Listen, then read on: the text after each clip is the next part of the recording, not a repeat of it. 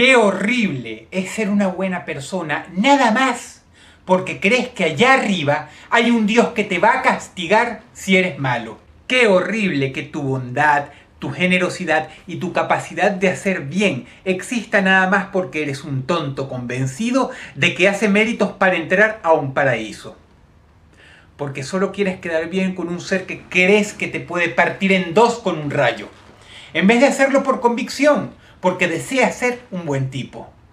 Qué fea es la gente, en especial la mayor, que conduce su espiritualidad con la misma hipocresía de alguien que intenta conseguir un puesto en, digamos, una empresa codiciada. Porque si el cielo existiera y se manejara con esa misma falsedad invisible de la que adolecen muchos creyentes, el cielo previsiblemente sería un lugar de mierda, donde todos se portarían bien los primeros 5 días y después, cuando ya tienes el puestico asegurado, demuestras quién eres en verdad y empieza el desnalgue. Como si tú fueras un malandro que emigró a un país del primer mundo y estás teniendo buena conducta para quedar bien con los de inmigración. Y tu supuesta fachada es tan real como uno de esos currículums agrandados. Así es el cielo.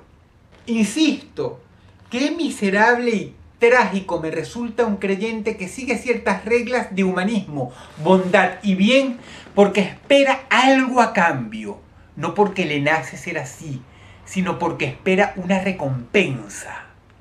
Defienden la existencia de Dios. Dicen creer en Él y sin embargo lo tratan como si fuera un papá idiota que no puede ver cómo eres. Ignoran el hecho de que se supone, dice la leyenda, que Él sabe qué estás pensando y sabe qué sientes y cómo lo sientes. Y por lo tanto es imposible engañarlo.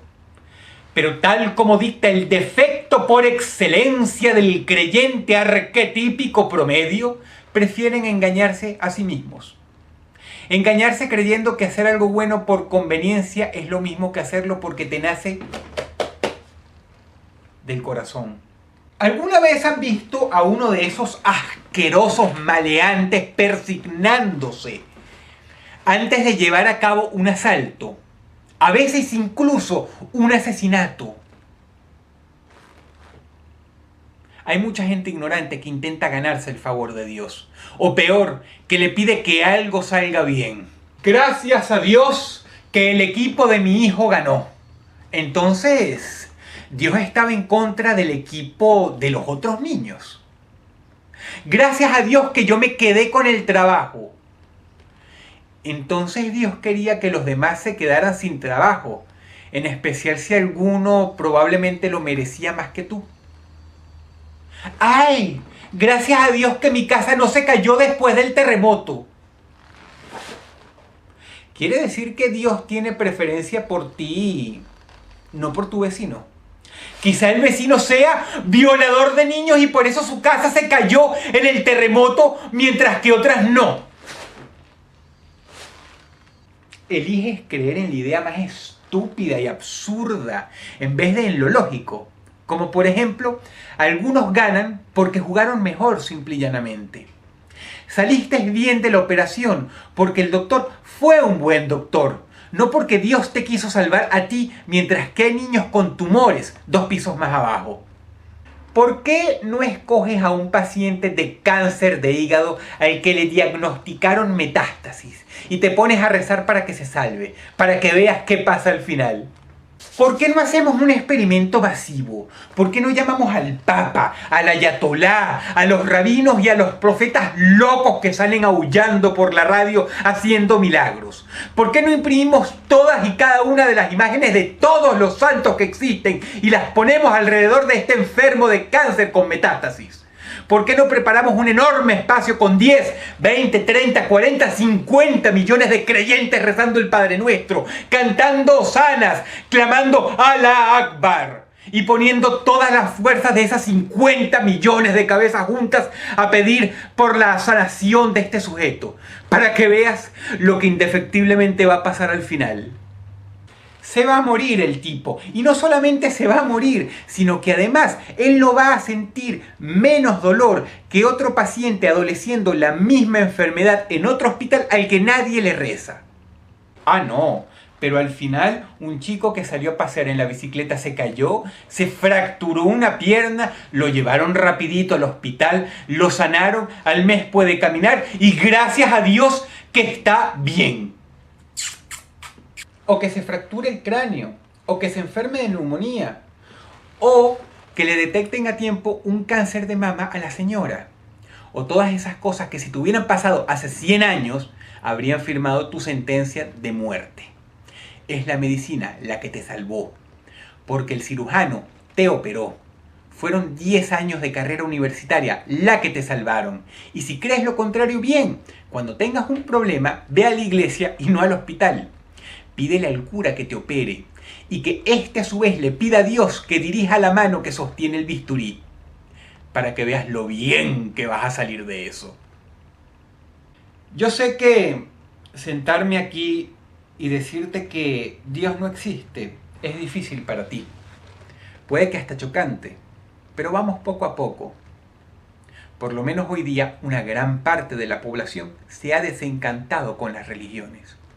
La hipocresía y algunos delitos que a veces cometen los integrantes más sagrados de estos dogmas dicta que en un todo las religiones pertenecen a una etapa de infancia, de inmadurez de la humanidad, que está dejando atrás poco a poco conforme éstas más pierden el poder que le da la gente y los estados. Pero habiendo dejado atrás las religiones, ciertos síntomas producto de ellas persisten. Ellas y solo ellas, a través de tus padres, te inculcaron que Dios existe. Y por lo tanto, aunque ya no seas católico, judío o musulmán, sigues creyendo en Él. Como el típico mensajito del que yo ya estoy bien acostumbrado. ¡Ay, Dross! Yo no soy de ninguna religión, pero creo en Dios. Muy bien. Bravo. Crees en ese personaje que inventaron las religiones, pero no eres religioso. Es como si te hubieras curado de la gripe. Ya no tienes fiebre, pero sigues tosiendo. Está bien, por algo se empieza. No te culpo por no creer en Dios, porque estás luchando contra toda una vida en la que te enseñaron a creer en Él. Estás peleando contra un gusanito que no tiene nada de mágico, sino que se llama cultura. Contra la doctrina que te impusieron de niño, que te metió una idea en la cabeza. Y tu fuerza no depende de qué tanto decidas abrazarte a la ignorancia, sino a pelear contra ese dogma intransigente que te inculcaron y abrirte al mundo, a esas cosas maravillosas, a la ciencia, a la astronomía, en vez de buscar cualquier excusa rebuscada para defender supercherías caducas. Dios me está probando. Y por eso es que Él no. Por eso es que Él me dio libre albedrío. Sí, libre albedrío. Tenemos libre albedrío y por eso Él no se mete jamás ni hará acto de presencia en esta vida. Pero hace miles de años sí se aparecía cada rato a la gente del desierto y separaba los mares y hablaba con las personas. Pero bueno, eso era antes, ahora cambió de opinión. Nada más en este brazo de esa épica espiral cósmica que llamamos galaxia hay 4.000 billones de soles. ¿Quién sabe cuántos planetas tienen todos esos soles? Y hablando de soles, algunos de ellos son millones de veces más grandes que el nuestro. Y hoy, gracias al telescopio Hubble, sabemos que existen miles de millones más de galaxias de las que hay estrellas en la nuestra propia. Y eso es solo lo que podemos ver con nuestra modesta tecnología terrestre. En 1995 se captaron excelentes imágenes de una nebulosa gigantesca, miles de veces más grande que nuestro sistema solar. La bautizaron columnas de la creación. ¿Saben por qué? Porque se dieron cuenta que en la sopa cósmica que reside dentro de esta nebulosa están los ingredientes esenciales que crean planetas y soles. Dentro de miles de millones de años, de esa nebulosa va a salir la próxima generación de estrellas.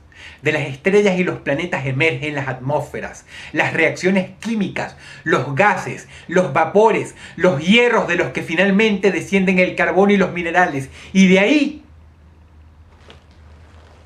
nosotros. Todo por estar a la distancia correcta de nuestra estrella madre, la que ha llevado a los científicos a estar seguros de que hay vida allá afuera. Cuando tú dejas agua dentro de una pecera llena de matas y aparecen bacterias y gusanitos que puedes ver a simple vista, eso no te hace Dios. Y aunque cueste comprenderlo, lo mismo pasó en grande. Por más que seas arrogante y creas que tú no pudiste hacer el diseño de la química, la biología y la evolución a través de millones de años. Y por cierto, para los que eligen quedarse atrás y seguir creyendo, no te saques truquitos baratos del bolsillo porque no te van a servir de nada. Hace miles de años, culturas indígenas, vikingos, mayas, creían que las lluvias las ocasionaba un dios. Hoy, en cambio, sabemos por qué llueve. Y hasta lo podemos predecir. La Iglesia Católica pensaba que la Tierra era el centro del universo, por eso de que el hombre era la creación máxima de Dios. Hoy sabemos que no es así. Lo hemos visto con nuestros propios ojos. Hoy podría decirse que de hecho, la Tierra en el cosmos no es nada. Hemos avanzado muchísimo, ¿no? Las cosas van a continuar en esa tendencia. Por eso mañana sabremos cómo se creó el universo. Sabremos la verdad del Big Bang. Sabremos más sobre los agujeros negros. Tendremos la explicación real de muchos misterios. Quizá la famosa teoría del quantum, la teoría del todo, sea finalmente probada. Por eso lamento decirte que el hecho de que yo no pueda explicarte cómo explotó el Big Bang no quiere decir que exista Dios.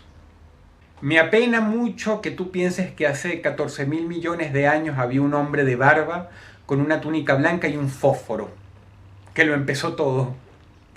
Lamento mucho que esa novela friki es lo que tú elijas creer.